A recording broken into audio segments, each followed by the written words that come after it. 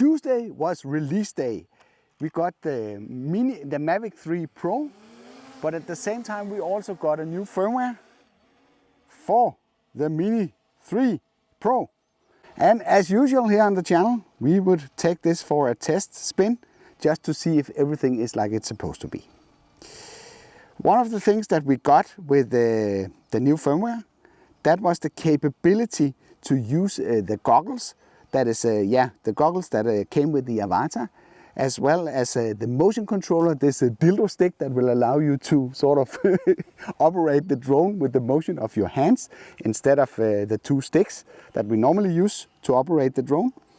And the firmware there, it should enable the possibility to use those. But I have neither, so I can't really test out how cool that would be. But it would basically take the FPV mode of this drone to a completely new level, as you will be totally immersed through what comes through the camera. So let's just start some video here, because it's kind of nicer with video. There's a nice farm here. So that's this little harbor that I normally, I've been here filming a few times. Such a nice place for barbecuing in the summer. So we can just park the drone over here. You see everything is, if you look at the screen record, it's completely overexposed because it's high noon. So we need to underexpose the footage here a bit. I am using a filter. I'm actually using an ND16 from DJI, the standard filter kit that is provided with the drone. I have to be careful. I don't think it's provided with the drone. At least I got a set and they are labeled DJI. And the set contains an ND16, 32 and 256. So that's kind of a nice selection for the stuff that I'm doing. It's not that advanced. I also use the freewell filters at some occasions, but I didn't bring those for this trip. Let's just stop the drone here for a while and then jump in and check that the firmware is the right one. I know it is, but just I want to show you. So we have a new version of the DJI Fly App, the 110, and we have the aircraft firmware that's updated to 01000600. And while we're here, we can do a little bit of testing here. So let's just try one of the quick shot modes here. We can do a quick shot.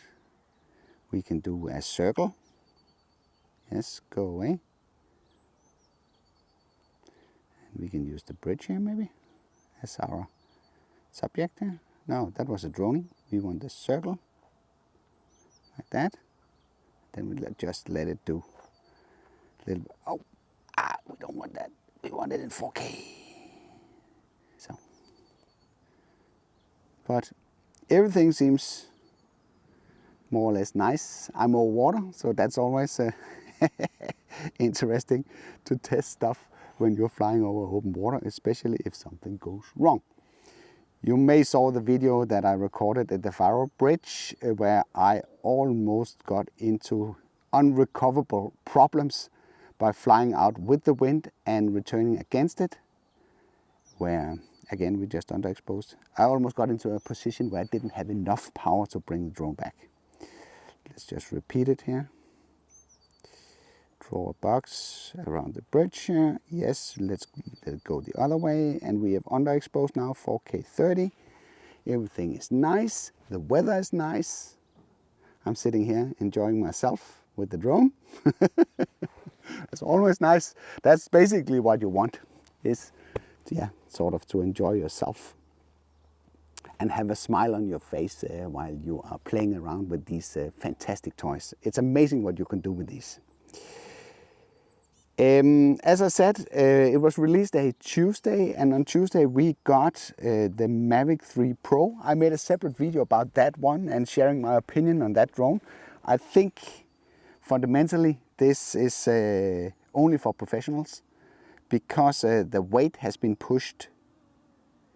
Basically, not basically, but the weight has been pushed over 900 grams, And if you are flying in the open category, then that is a problem, because that will require that you take a A2 certificate to be able to fly it inside urban areas. Of course, you can always fly it in A3, which means that you have to stay 150 meters away from urban areas.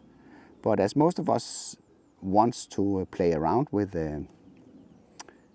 let's jump out of this and let's just do a little bit of filming here. As most of us, we want to go to interesting places and film. Then maybe 150 meters away from urban areas is not really ideal. So what happens if you go to the city? Then you have to either have an A2 certificate, which is, at least in Denmark, quite an expensive thing and also a time-consuming thing, that you need this professional certificate to be able to fly inside the city. And let's say that you have this certificate. Then the next problem that arises is that you need to keep a safety zone when the drone is operated in normal mode of 30 meters to uninvolved people. You might be able to reduce that to 5 meters if you switch the drone into cine mode, but still you need to handle a safety zone while you're flying. This is not the case with the other drones. The other drones that are C1 marked, you are basically allowed to fly over people as long as it's not intentional. And when I say fly over people, it's uninvolved people. You're always allowed to fly over people that is basically part of the drone operation and they have given their consent. So we are at 123 meters. We are a little bit too high here. That's because I made another video where I did something really, really naughty. But I didn't break the law. So let's get this to 120.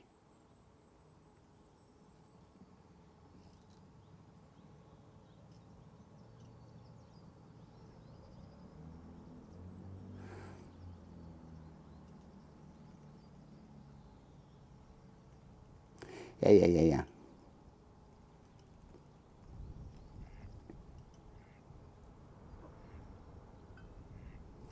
Now, we got to adjust that a little bit later. So let's get down to the height here. Maximum altitude reached. So, you can put it in cine and just back away here.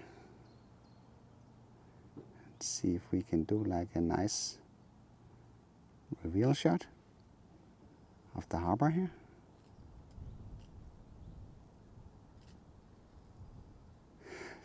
So apart from the goggle support and the motion controller, there's not much new in this firmware update, at least not what I could spot from this short test flight. Put the harbor in the center and switch it into photo mode. You know, there was this problem with that was reported, and hopefully that's not going to be a problem here, that if you do multiple 48 megapixel photos, you would lose the connection to the drone. So we do one more, do one more, and the 75 is just a little bit further down there, so like that.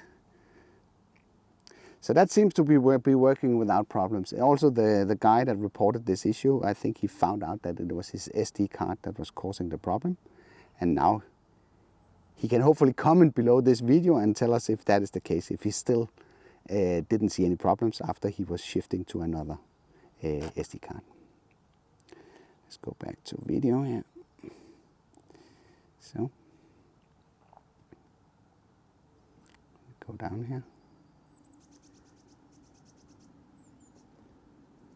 So, but I would say, from what I've seen here, is that the firmware works flawlessly.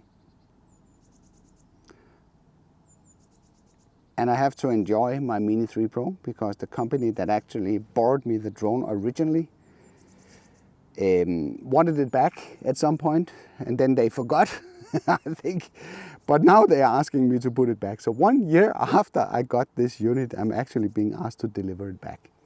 This is a little bit amazing, thinking about how much traffic and how many sales that I've provided for this company. But I guess this is how life is. I've at least been happy that I had the chance to have this drone for such a long period of time. It's a little bit annoying that I have to go out and buy one as it is right now. Let's see, I'm parked here somewhere.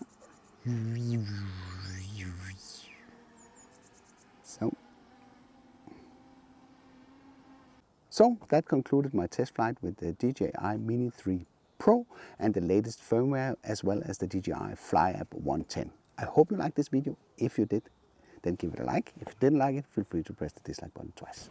Thank you for watching, and I'll be seeing you around.